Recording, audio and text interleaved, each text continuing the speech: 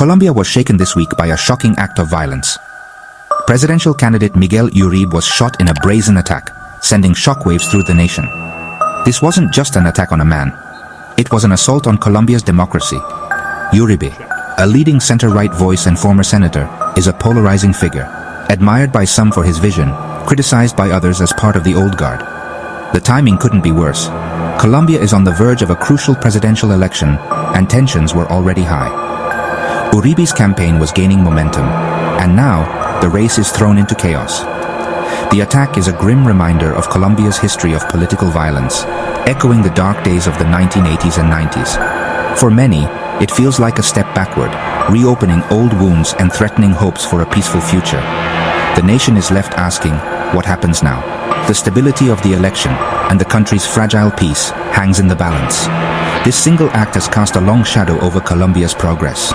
The world is watching. The next steps will define Colombia's path forward. The attack happened on a crowded Bogotá street just after a campaign event.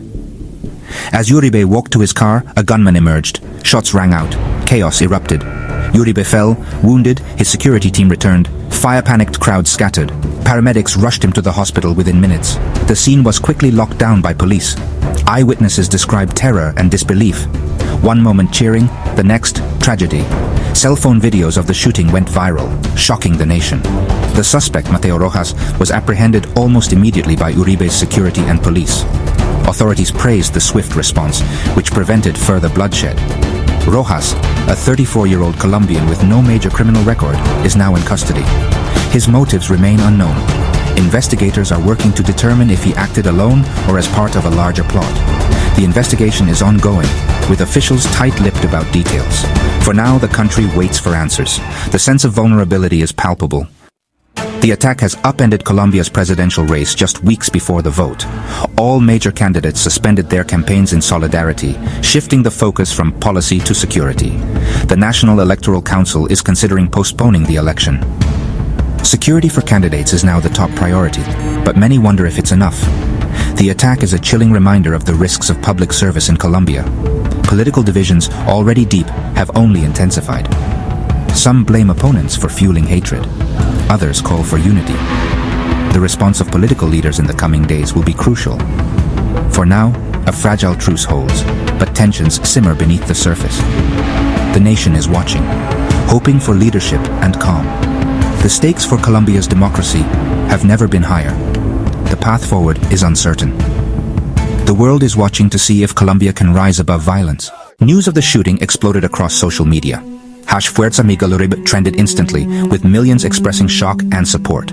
For a brief moment, Colombians united in grief and condemnation of violence, but unity quickly gave way to division. Uribe's supporters blamed the left for inciting hatred. Opponents floated conspiracy theories.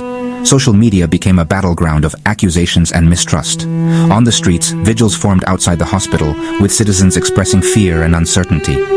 Some saw echoes of Colombia's violent past. Others called for resilience and hope. The attack has become a symbol of the country's deep divisions. For some, Uribe is a hero. For others, a symbol of a broken system. The shooting forces Colombians to confront their polarized reality. The nation faces a daunting challenge: to move forward without succumbing to fear or hatred.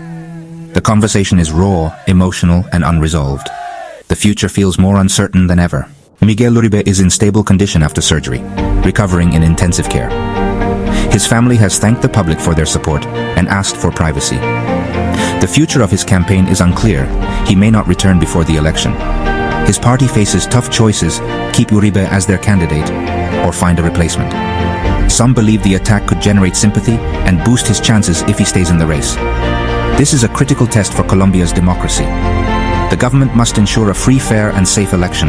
The world is watching to see if Colombia can unite against violence. The attack forces the country to confront hard questions about its political culture. Will this tragedy deepen divisions or spark a commitment to peace? The answer will shape Colombia's future. Out of tragedy, there is a chance for change if the nation chooses it.